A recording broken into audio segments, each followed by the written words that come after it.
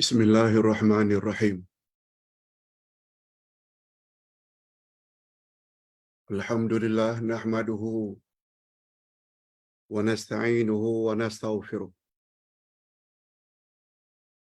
Wa na'udzu billahi min shururi anfusina wa min sayyiati a'malina. Man yahdihillah fala mudilla lahu wa man yudlil fala hadiya lahu. Asyhadu an la ilaha illallah wahdahu la syarika lah. Wa asyhadu anna Muhammadan abduhu wa rasuluh la nabiyya ba'dah.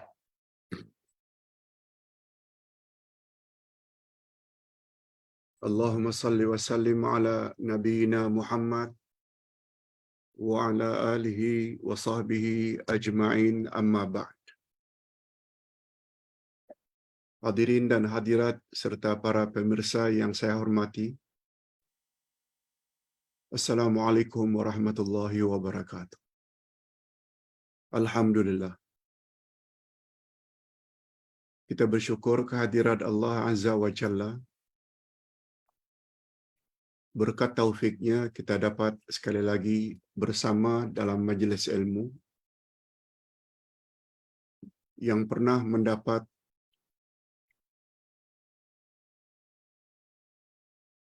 gelaran dari Nabi sallallahu alaihi wasallam sebagai taman-taman syurga di atas muka bumi, yaitu majlis ilmu. Mudah-mudahan kalau kita hadiri majlis ilmu dengan ikhlas, ingin menambah ilmu agama agar akidah dan amal-amal yang kita lakukan selama ini diterima oleh Allah, kita layak mendapat ganjaran sebagaimana yang digambarkan oleh Nabi dalam salah satu hadisnya, hadis sahih, man salaka tariqan yaltamisu fihi ilma sahalallahu lahu bihi tariqan ilal jannah. Siapa yang bersungguh-sungguh pergi ke majlis ilmu, niscaya Allah akan permudahkan baginya jalan menuju ke syurga. Amin ya rabbal alamin. Hadirin dan hadirat, seperti biasa, pagi ini lebih kurang 1 jam kita akan isi dengan 2 sesi. Sesi pertama tajuk, yaitu topik yang akan kita bahas. Topik hari ini, kelebihan dakwah ilallah. Maknanya kelebihan atau fadilat berdakwah ke jalan Allah. Yang kedua, kita akan jawab beberapa soalan dari para jamaah. Okey. Pembahasan pertama tentang topik kelebihan dakwah ilallah. Tentang kelebihan berdakwah ini ke jalan Allah, sungguh banyak di dalam hadis yang sahih. Salah satu daripadanya hadis riwayat Imam Muslim. Sila lihat buku Ke Arah Memahami Al-Quran dan Al-Hadis, jilid 5, halaman 17. Halaman 17. Baginda Rasul sallallahu alaihi wasallam bersabda, "Man da'a ila huda, kana lahu minal ajri mithlu ujuri man tabi'ah. La yunqasu dzalika min ujurihim syai'a. Wa man da'a ila dhalalah, kana alaihi minal ismi mithlu athami man tabi'ah. La yunqasu dzalika min athamihim syai'a." Rawahu Muslim. Artinya, barang siapa yang mengajak atau menyuruh manusia lain kepada huda, petunjuk, maka baginya ganjaran pahala sama seperti ganjaran pahala orang yang mengikutinya dengan tidak dikurangi sedikit pun.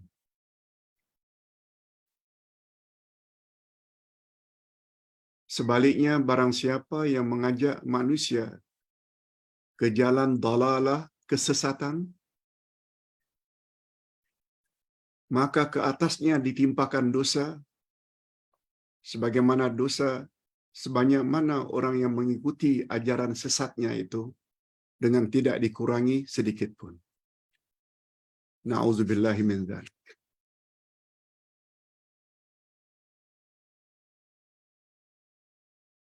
Yang kita baru baca sebentar tadi, itu namanya terjemah harfiah, direct translation.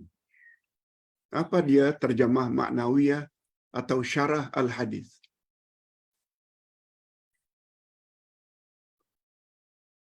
Ini dia syarah al-hadis. Penjelasan lanjut tentang hadis tersebut. Pertama sekali, makna dakwah.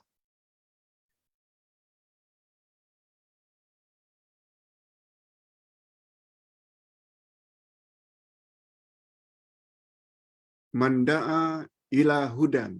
Siapa yang mengajak kepada petunjuk.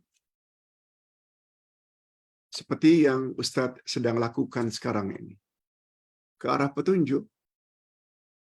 Sebab yang kita sampaikan ayat Quran, hadis Nabi yang sahih.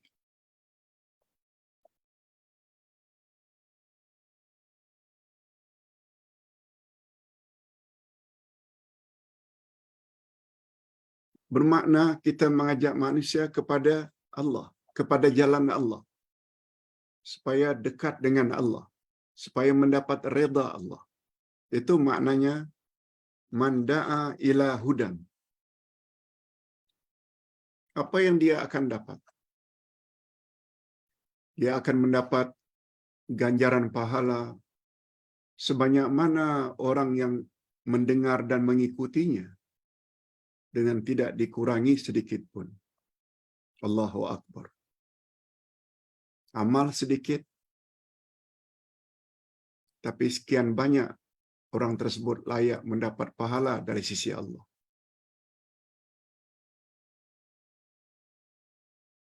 Apa makna manda'a ila hudan?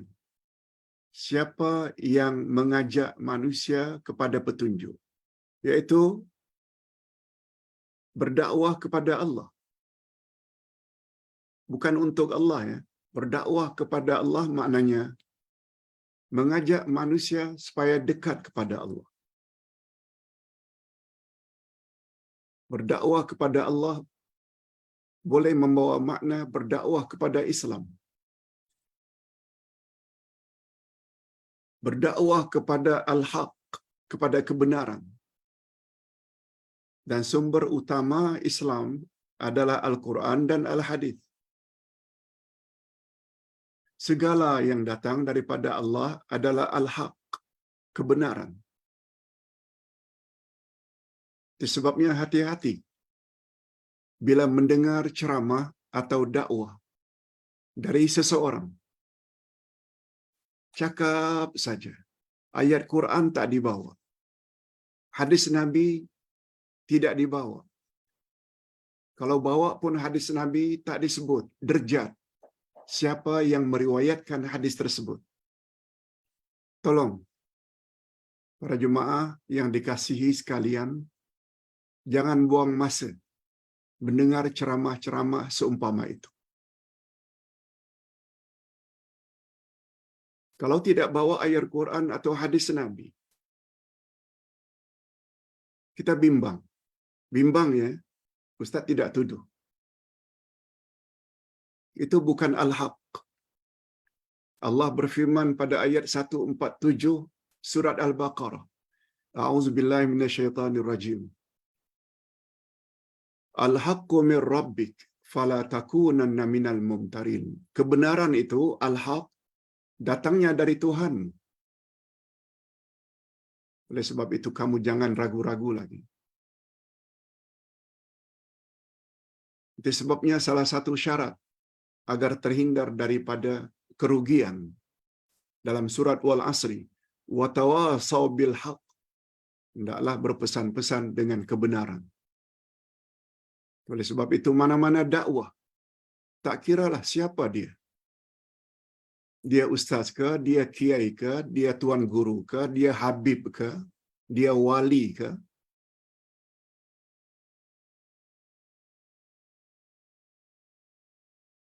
kalau tidak merujuk kepada kalamullah dan kalamur Rasul, itu belum tentu membawa kepada hidayah atau petunjuk.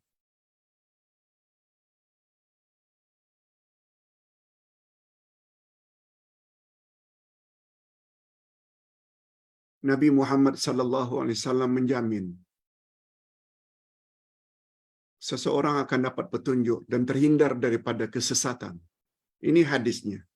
Riwayat Imam Malik. Taraktu fikum amrain lan tadillu abadan ma in tamassaktum bihima al-Quran wa sunnati. Aku tinggalkan dua pedoman untukmu, wahai umat. Kamu tidak akan sesat untuk selama-lamanya selama kamu berpegang teguh kepada kedua-duanya. Apa dia dua-dua itu? Quran dan hadis. Atas dasar itulah mengapa buku ini ke arah memahami Al-Quran dan Al-Hadis. Sudah jilid 5 dah kita belajar. Sedang ditulis ke arah memahami Al-Quran jilid 6. Sedang ditulis.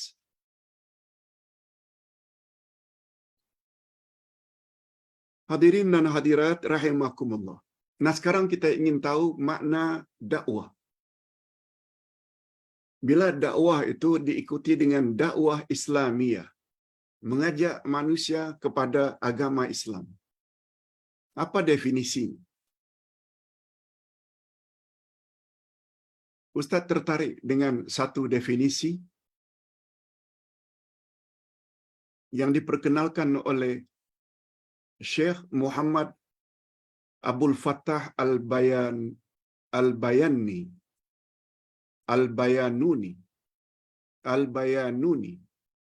Syekh Muhammad Abdul Fattah Al-Bayanuni dalam kitabnya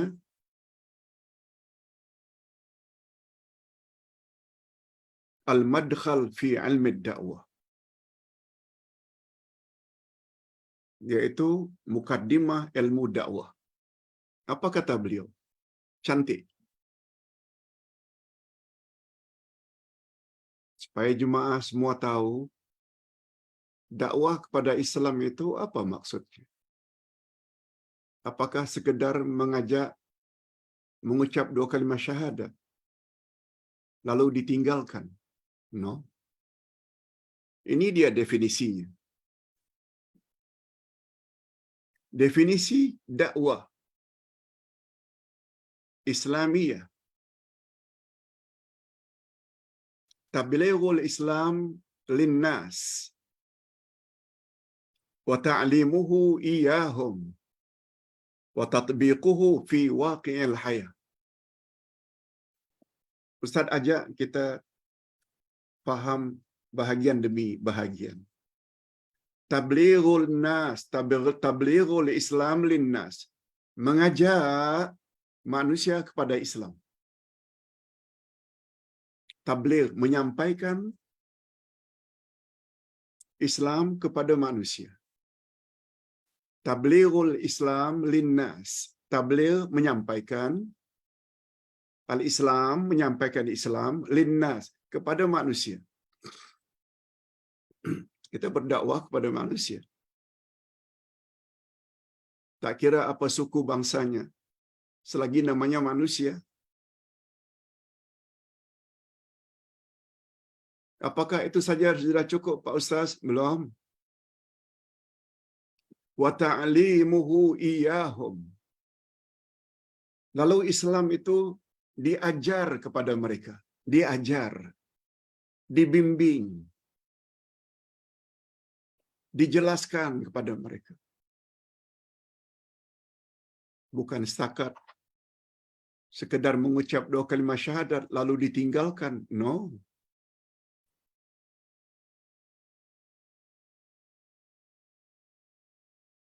Itu sebabnya Ustaz selalu sebut Islam yang kita anut bukan agama nenek moyang. Sekedar tengok ayah, ibu buat macam itu, atuk, nenek, lalu kita ikut. Nah, dia mesti diikuti dengan ta'lim. Macam ini. Ini ta'lim namanya. Memberi ilmu pada bapa-bapa dan ibu-ibu serta para pemirsa, diberi ilmu. Itu maknanya ta'lim. Dia ajar, diberi ilmu. Nah, bukan hanya itu. Bukan hanya itu. Dia mesti diikuti dalam berdakwah ini. Wa tatbiquhu fi waqi'il hayah. Pendakwah mesti laksanakan apa yang dia sampaikan itu pada dirinya.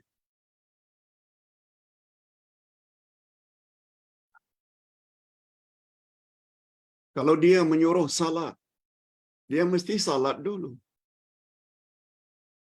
Kalau dia suruh bercakap lemah lembut, dia mesti lemah lembut dulu. Kalau dia suruh supaya berbuat ihsan pada kedua ibu bapa, dia mesti berbuat ihsan, berbuat baik kepada ibu bapa. Tak kiralah ibu bapa masih hidup ke, ibu bapa sudah meninggal dunia ke, dia senantiasa fikir macam mana hendak tolong mak bapaknya dalam kubur.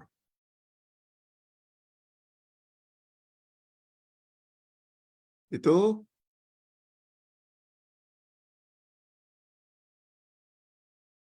dia bukan hanya menyampaikan untuk orang lain kebenaran itu. Selain dirinya, dia mesti dahulukan keluarganya dulu, rumah tangganya dahulu.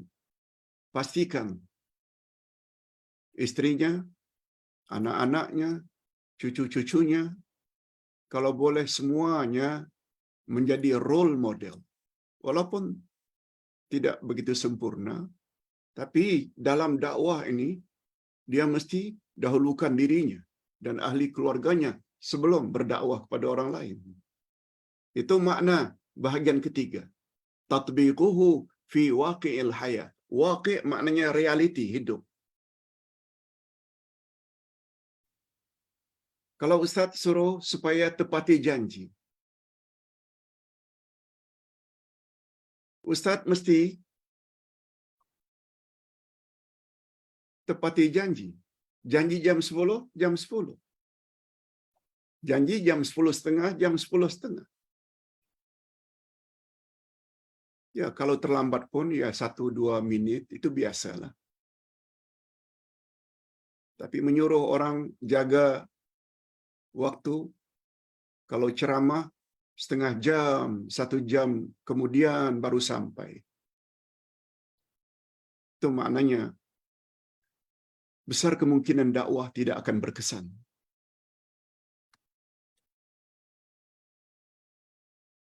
Ustaz ulang sekali lagi, barangkali para jemaah sekalian masih kabur lagi apa makna dakwah Islam. Mengajak orang pada Islam. Dia ada 3 step. First step, tablighul Islam linnas, menyampaikan Islam itu kepada manusia. Sampaikan. Paling kurang rukun Islam yang 5.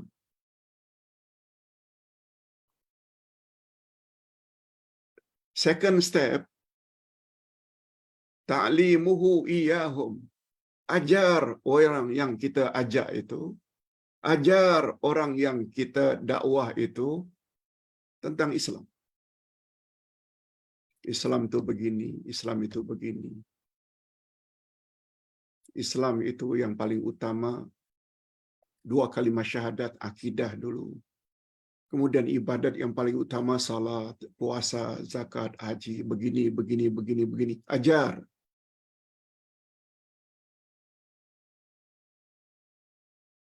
Di sini diharap para jemaah memahami Islam bukan sekedar beragama Islam, tapi pada masa yang sama tak mau belajar. Atau orang yang berdakwah tak mau mengajar detail agama Islam.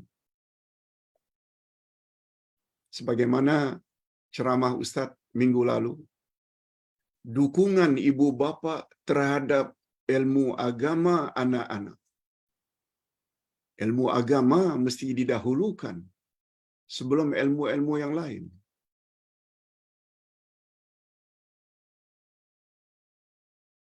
Bukan setakat ilmu akademik. Ilmu itu perlu juga, tapi untuk dunia.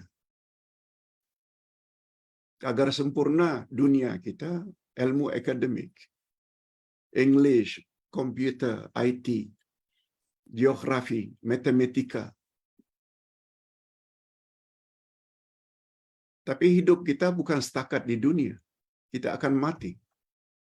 Kita akan lalui alam barzakh. Macam mana hendak jawab pertanyaan mukar wa nakir, man rabbuka, bila tak belajar al-asma'ul husna dan tafsir Al-Quran? Macam mana hendak jawab wa man nabiyuka, siapa nabimu, bila Nabi Muhammad kita tak kenal? Macam mana hendak jawab wa ma dinuka, apa agamamu, selok-belok agama tak tahu? Allahu Akbar. Itu sebabnya karena pentingnya topik ini, Ustaz akan bagi kepada dua bahagian. Pagi ini bahagian pertama dulu, sebagai perkenalan apa itu dakwah. Apa dia definisi dakwah Islamiah? Nah, bukan hanya setakat second step, sampaikan Islam pada manusia. Ajar mereka. Ada third step. Ini lagi susah. Sebelum awak menyampaikan tentang Islam, awak mesti terapkan dulu praktis Islam itu pada diri awak, dalam rumah tangga awak. Isteri, anak-anak, cucu, usahakan agar semuanya faham agama dan melaksanakan agama dalam kehidupan sehari-hari. Sebab apabila kita hanya menyampaikan saja, keluarga kita tak peduli, besar kemungkinan dakwah kita akan ditolak. Orang akan berkata, alah, pandai bercakap saja, tapi tidak berbuat. Keluarganya saja macam itu. Baik. Hadirin dan hadirat serta para pemirsa yang saya hormati. Berdasarkan takrif atau definisi dakwah Islam di atas. Apa dia definisi? Tablighul Islam linnas, menyampaikan Islam kepada manusia. Wa ta'limuhu iyyahum, ajar manusia apa itu Islam. Dan pendakwah mesti laksanakan apa yang dia tahu dan amal sampaikan itu pada dirinya dahulu. Tatbiquhu fi waqi'il hayah, dalam kehidupan sehari-hari. Baru insya-Allah berkesan. Kalau ditanya mengapa Pak Ustaz? Ini jawabannya. Mengapa apa yang kita sampaikan itu mesti kita laksanakan dulu? Jawabannya, dakwah ada dua macam. Pertama namanya ad-dakwah bil lisan. Dakwah dengan lidah. Ini seperti bercakap. Cakap saja.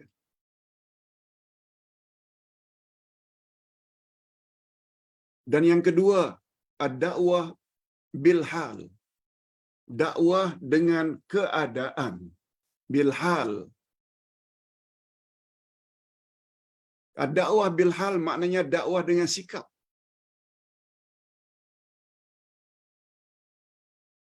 Itu sebabnya di dalam sebuah kitab kecil, Fiqhud Da'wah, Allah yarham Dr. Muhammad Nasir, seorang pendakwah terkenal di Indonesia. Semasa hayatnya beliau sebagai ketua DDII, Dewan Dakwah Islam Indonesia. Dewan Dakwah II Islam Indonesia. Allah yarham. Kata beliau, orang bisu pun boleh berdakwah. Sebab dakwah bukan hanya terbatas kepada cakap.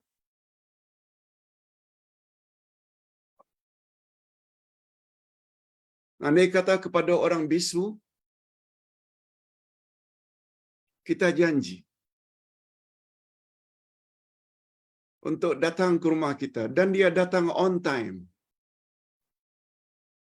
Oh, kita tertarik. Orang bisu, kita titipkan atau amanah sesuatu barangan.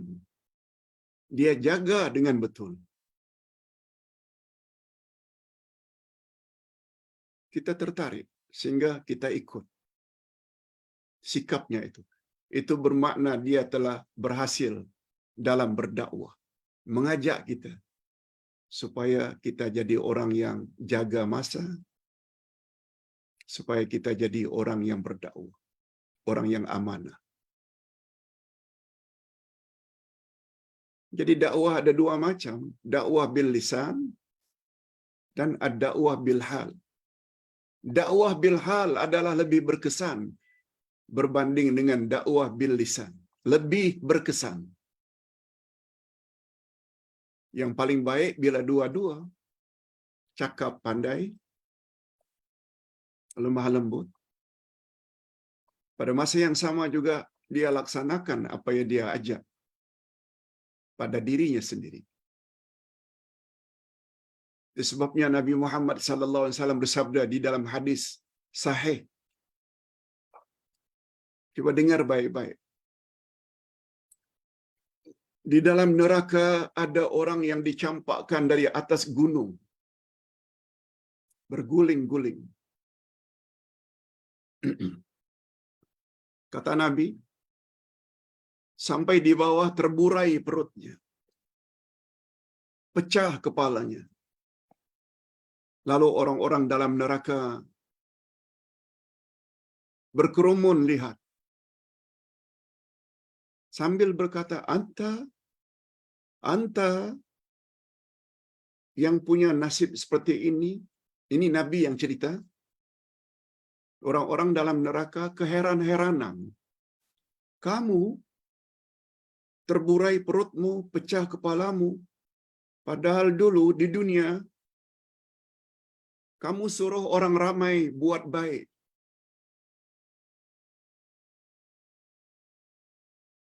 Kamu larang orang buat-buat jahat.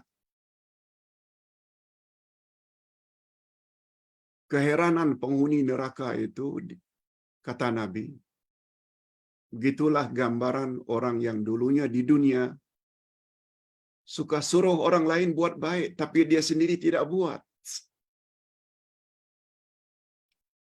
Suruh larang orang buat maksiat jahat, tapi dia sendiri diam-diam buat maksiat dan kejahatan tersebut. Itu kesannya. Na'udzubillahi min dzalik.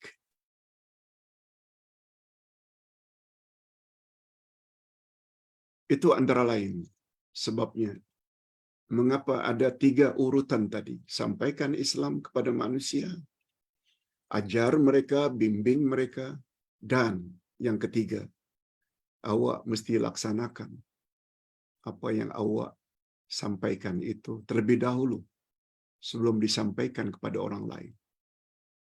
Apalagi Allah berfirman pada awal surat Saf. Sungguh banyak hari ini, lebih-lebih lagi ketika PRU ke PRN ke, ketika kempen, macam-macam janji.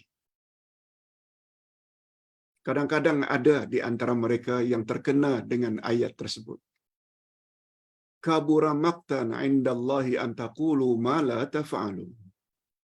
Sebesar-besar laknat dan kutukan Allah ke atas orang-orang yang bercakap tapi dia sendiri tidak berbuat. Yang dalam bahasa Melayu selalu disebut cakap tak serupa bikin. Asal menang saja dalam pilihan raya, janji, macam-macam janji. Tapi janji tidak dilaksanakan. Kalau tidak segera tobat, besar kesannya di akhirat nanti. Akan terburai perut, dilempar dari atas gunung dalam neraka. Na'udzubillahi min dzalik. Berdasarkan tarif dakwah atau definisi dakwah di atas, nyatalah maka dakwah bukanlah hanya sekedar menyampaikan ajaran Islam. Bukan. Dakwah bukan setakat menyampaikan ajaran Islam, tetapi mestilah diikuti dengan mengajar mereka, memberi bimbingan dan pengisian serta melaksanakan ajaran Islam di dalam kehidupan seharian. Kalau jemaah sekalian serta para pemirsa ingin tahu rahasia, mengapa Ustaz tidak serik-serik, tidak pernah give up berdakwah walau dicaci? Inilah rahasianya. Karena kita tahu makna dakwah. Dakwah perlu sabar. Itu sebabnya setelah watawasau bil haq, watawasau bis sabr, firman Allah dalam surat Wal Asri sangat cantik. Manusia andai kata ingin bebas dari kerugian, mesti ada 4 perkara. Pertama, iman. Illal ladzina amanu. Yang kedua, amal saleh. Wa amilus salihati. Yang ketiga, dakwah ilal haq. Ini dakwah. Dan yang keempat, wa tawasaw bis sabri. Bila ditanya apa rahasianya, Pak Ustaz? Dakwah diawali dengan iman dan amal saleh. Apa rahasianya, Pak Ustaz? Dengar baik-baik. Kita baru sebut. Ini memberi isyarat dakwah itu yang terletak pada third step. Mesti diawali dengan iman dulu. Iman di sini maknanya ilmu. Awak mesti ada ilmu. Dan ilmu yang paling utama ada 3.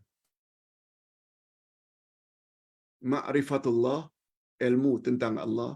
Ma'rifatun Nabi, ilmu tentang Nabi. Ma'rifatud dinil Islami, tahu selok-belok agama. Oh, iman itu mesti memiliki 3 ilmu tersebut.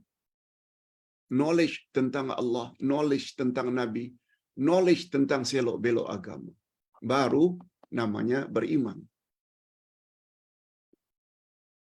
Dengan adanya ilmu tersebut boleh langsung dakwah ke Pak Ustaz? Belum. Wa amilus salihati. Ia membawa makna awak mesti amalkan dulu secara peribadi awak. Itu dia isyarat wa amilus salihati. Baru dakwah. Jangan berdakwah kalau tak ada ilmu. Jangan berdakwah kalau awak tidak amalkan apa yang ilmu awak miliki. Mesti amalkan dulu. Nah, setelah berdakwah, orang suka banyak, orang sayang banyak, dan orang benci pun tidak kurang. Di situ perlunya setelah watawasau bil haq diikuti dengan watawasau bis sabar. Orang tuduh apapun, sabar. Coba lihat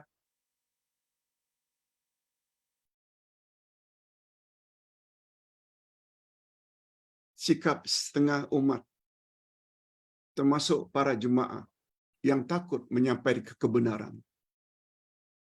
Padahal hanya share saja ke dalam grup.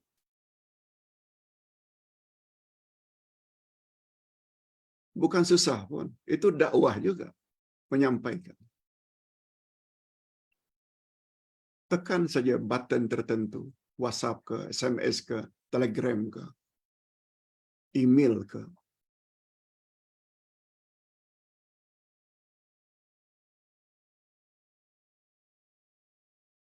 Dimarahi saja oleh kawan. Kamu ni ikut ajaran siapa ni? Padahal kita dah bawa ayat Quran dan hadis Nabi. Setelah dapat teguran itu langsung berhenti. Tak mau share lagi. Mengapa kecil sangat jiwa kita? InsyaAllah, Ustaz faham hakikat ini, tak kira apa orang cakap. Yang penting ada dalil, ada hujah. Yang kita harap reda Allah, bukan reda manusia. Agar kita selamat di alam kubur dan selamat di alam akhirat. Itu sebabnya, jangan heran kalau zaman-zaman dahulu ada ulama yang ikhlas dan jujur mati dalam penjara, dibunuh karena mereka berani menyampaikan kebenaran. Itu sebabnya kata Nabi, afdalul mujahidin, sehebat-hebat orang yang berjuang di jalan Allah, ialah keberanian seseorang mengatakan yang benar di depan penguasa yang zalim. Dia tak kisah ditangkap ke, dibawa ke mahkamah ke, dibunuh ke. Yang penting dia dapat reda Allah. Pemahaman seperti ini tidak banyak. Ustaz harapkan dengan penyampaian pagi ini, nanti kita akan sambung. Mungkin bahagian kedua, mungkin bahagian ketiga. Ilmu tentang dakwah ini sangat cantik. Kerja sedikit, tapi ganjarannya besar. Sebagaimana gambaran dalam hadis tadi. Jadi yang dikatakan dakwah bukan sekedar menyampaikan Islam, tapi bimbing orang tersebut. Berbanyak pendakwah-pendakwah yang hanya mengajak orang asli ke, orang kafir ke, masuk Islam hanya mengucap dua kalimat syahadat. Tapi mu'allaf tersebut tidak dibimbing. Itu bercanggah dengan definisi dakwah. Apalagi umat Islam. Mereka coba ingin menyampaikan Islam kepada manusia ramai. Tapi sikapnya kadang-kadang bercanggah. Sehingga akhirnya menjadi rosak image Islam. Karena dia tidak terapkan dalam dirinya dulu. Definisi atau ta'rif dakwah ini sangat sesuai dengan firman Allah. Apa dia firman Allah? Dalam surat Al-Baqarah ayat 129. Rabbana wa ba'as fihim rasulam minhum yatlu alaihim ayatik wa yu'allimuhumul kitaba wal hikmah wa yuzakkihim innaka antal azizul hakim. Coba dengar. Apa kata Nabi? Mohon pada Allah. Apa kata orang-orang yang beriman? Ya Tuhan kami, utuskanlah untuk mereka itu seorang rasul dari kalangan mereka. Manusia minta agar Allah beri seorang pendakwah, utusan Allah, yang akan membacakan kepada mereka ayat-ayat Engkau.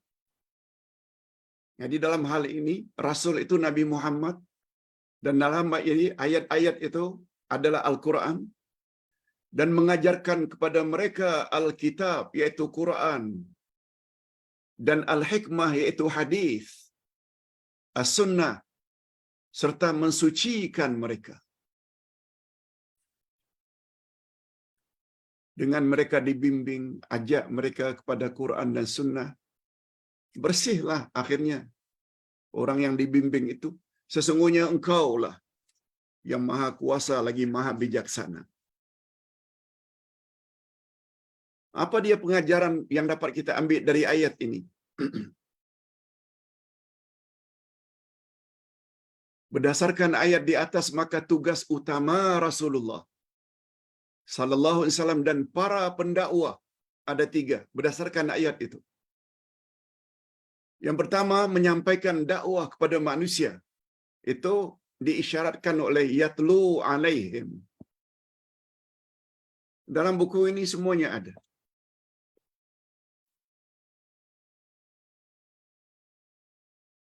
Itu sebabnya memiliki buku perlu. Bukanlah Ustaz ingin promote buku ini supaya dibeli. Bukan.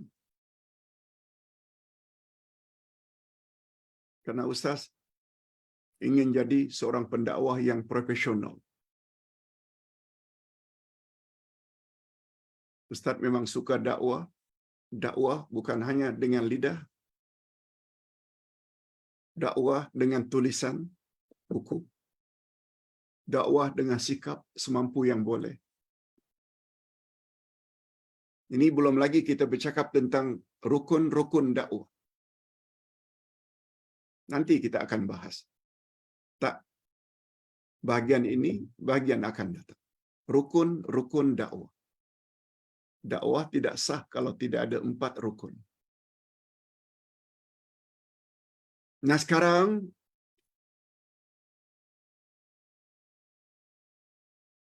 pendakwah sudah datang pada kita. Walaupun Rasul telah wafat. Tapi penerus tugas Rasul ada. Sebagaimana sabda Nabi. Al-ulama'u warasatul anbiya. Ulama itu adalah penerus tugas Rasul. Tugas para Nabi. Yang kedua, apa kerja pendakwah yang sampai pada kita? Mendidik dan mengajar mereka Al-Quran dan Sunnah. Itu isyarat itu tertera dalam ayat. Wa yu'allimuhumul kitab wal hikmah. Mengajar mereka kitab dan sunnah. Inilah yang kita buat. Bukan hanya ucapan, tapi ditulis dalam buku. Ke arah memahami Al-Quran dan Al-Hadis. Setiap buku ada 30 pelajaran. Kalau 5 maknanya akan menjadi 150 pelajaran. Quran hadis. Quran hadis. Nah, yang ketiga, melaksanakan ajaran yang disampaikan dan dipelajari itu dalam kehidupan sehari-hari. Nah, itu pula isyarat dari wa yuzakkihim, dan bersihkan mereka daripada dosa. Sebenarnya ayat yang seumpama ini sangat banyak. Ustaz tulis di sini. Kita boleh lihat surat Al-Jumu'ah ayat 2, surat Ali Imran ayat 164, surah Al-Baqarah ayat 151, semuanya memberi isyarat ke arah itu.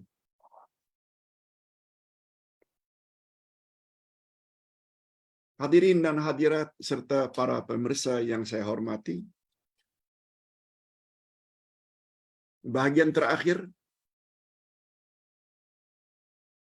untuk pagi ini, bahagian pertama, fadilat dakwah ilal haq.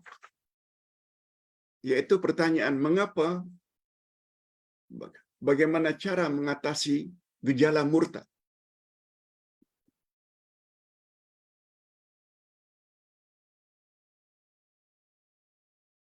Adanya orang Islam yang keluar dari Islam, di antara penyebabnya ialah karena selama ini Islam disampaikan tidak memenuhi kehendak definisi dakwah.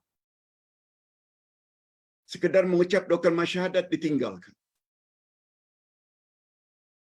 Tidak diikuti dengan bimbingan. Maknanya tidak ada ilmu. Macam mana anda kuat berpegang kepada Islam? Bapak-bapak dan ibu-ibu, alhamdulillah. Karena Allah Subhanahu wa taala beri umur yang panjang sehingga dapat jumpa juga dengan pengajian seperti ini. Ditambah pula hikmah di balik COVID-19 2020. Sudah 3 tahun hampir kita kuliah online. Yang sebelumnya barangkali kita tak jumpa. Dengan mudah kita dapat ilmu. Setiap hari. Sehingga apa yang selama ini kita tak tahu tentang akidah, kita tahu. Selama ini kita tak tahu tentang al-asma'ul husna, kita tahu. Yang kita tidak tahu tafsiran beberapa ayat atau hadis, sekarang jadi tahu. Sekarang kita juga tahu bagaimana panduan beribadat kepada Allah. Lengkap, Ustaz tulis satu buku. 12 panduan ibadat kepada Allah. Hakikat 2 kalimat syahadat yang insya-Allah Ustaz akan bawa esok ke Pahang dan Terengganu untuk kita edar-edarkan. Terima kasih ibu-ibu dan bapa-bapa sekalian menyumbang dalam dana kitab Uday untuk kita sebarkan seluas-luasnya supaya orang faham. Oh, begini rupanya Islam. Bila ibu-ibu dan bapa-bapa sekalian menyumbang, itu juga bermakna ibu-ibu dan bapa-bapa sekalian serta para pemirsa ikut serta berdakwah kepada petunjuk. Kita akan dapat ganjarannya. Sebanyak mana orang-orang yang mengikuti buku yang kita edarkan itu dengan tidak dikurangi sedikit pun. Di dunia tak nampak balasan itu, tapi di akhirat insya-Allah Allah tak pernah mungkir janji. Rasulullah sallallahu alaihi wasallam menyuruh para sahabat yang telah memeluk Islam, faqihu akhakum fi dini wa 'allimuhul Qur'an. Kata Nabi, beri kepahaman tentang Islam kepada saudara-saudaramu itu. Beri kepahaman, maknanya ajar mereka dan ajarkan mereka Al-Quran. Quran. Sebab Quran adalah rujukan utama agama Islam. Bukan cakap nenek moyang, bukan. Ini sesuai dengan apa yang dikatakan oleh Abdullah bin Umar bin Al-Khattab radhiyallahu anhuma. Ta'allamna al-Quran, ta'allamna al-iman, summa ta'allamna al-Quran fazdadna imana. Apa kata Abdullah bin Umar bin Al-Khattab radhiyallahu anhum? Mula-mula kami belajar dari Nabi iman, percaya saja. Kemudian kami belajar pula Al-Quran. Dan dengan mempelajari Al-Quran, menjadi mantap iman kami. Bertambah-tambah mantap iman kami. Ini memberi isyarat. Mempelajari Al-Quran, mempelajari tafsirannya, dia boleh menambah iman kita menjadi kuat dan mantap. Begitu komen sahabat terkenal, orang ketiga terbanyak hafal hadis Nabi setelah Abu Hurairah, Aisyah, yaitu Abdullah bin Umar bin Khattab radhiyallahu anhum. Insya-Allah kita akan sambung fadilat dakwah ilallah ini pada siri yang akan datang atau minggu akan datang, pada Khamis yang akan datang.